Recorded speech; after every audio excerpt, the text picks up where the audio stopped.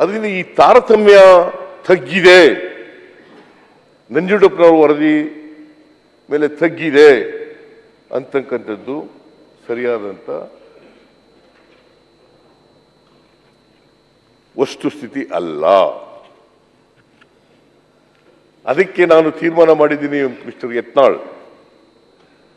ಏನಂತ ತೀರ್ಮಾನ ಮಾಡಿದ್ದೀನಿ ಅಂದರೆ, ಇನ್ನೊಬ್ಬರು ಅರ್ಥಶಾಸ್ತ್ರಜ್ಞರ ನೇತೃತ್ವದಲ್ಲಿ, ಯಾಕಂದರೆ ಅವತ್ತು 175 ತಾಲೂಕಿದ್ದವು, ಇವತ್ತು ತಾಲೂಕುಗಳು ಬದಲಾವಣೆ ಆಗಿದ್ದಾವೆ, 236 ತಾಲೂಕುಗಳಾಗಿದ್ದಾವೆ.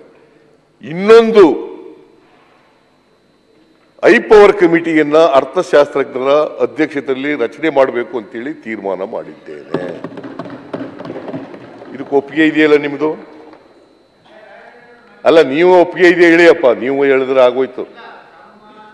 ಏನು ನಿರ್ಣಯ ನಾ ಸ್ವಾಗತ ಮಾಡ್ತೇನೆ. ಯಾಕಂದ್ರೆ ನಮ್ಮದು ಅದೇ ಬೇಡಿಕೆ ಇದೆ. ಬೇಕೋ ಬೇಡವೋ? ನಂಜುಂಡಪ್ಪ ವರದಿ ನಂತರ ಏನೇನು ಬದಲಾವಣೆ ಆಯ್ತು ಇಷ್ಟು ವರ್ಷದಲ್ಲಿ ಅನ್ನೋಂಥದ್ದು ಒಂದು ಸಮೀಕ್ಷೆ ಆಗ್ಬೇಕು. ಸಮೀಕ್ಷೆ ಆಗಿದ್ದೀರಿ ಇಷ್ಟ ತನಕ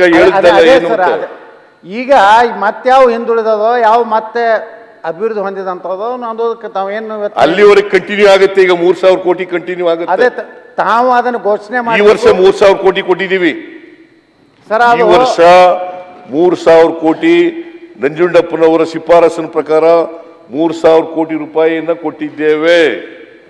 ಸರ್, ಈಗ ಹೆಂಗ ಕಲ್ಯಾಣ ಕರ್ನಾಟಕ ಅಭಿವೃದ್ಧಿ ಮಂಡಳಿ ಹಂಗ ನಮ್ದು ಕಿತ್ತೂರು ಕರ್ನಾಟಕ ಒಂದು ಅಭಿವೃದ್ಧಿ ಮಂಡಳಿ ಮಾಡ್ರಿ. ಕೂತ್ಕೊಳ್ಳಿ. ನೀವೇನು ಈ ಕ್ರಿಟಿಕಲ್ ಇನ್ಸೈಡರ್ ಆಗಿ ನೀವು ಹೇಳಲಿಲ್ವಾ ಹಿಂದಿನ ಸರ್ಕಾರದಲ್ಲಿ? ಹೇಳಿದ್ರ ಇದನ್ನೆಲ್ಲ? ಅದು ಸರಿ, ನಾನು ಕೇಳೋದಕ್ಕೆ ಅದಂತೇನು ತಕರಾರಿಲ್ಲ.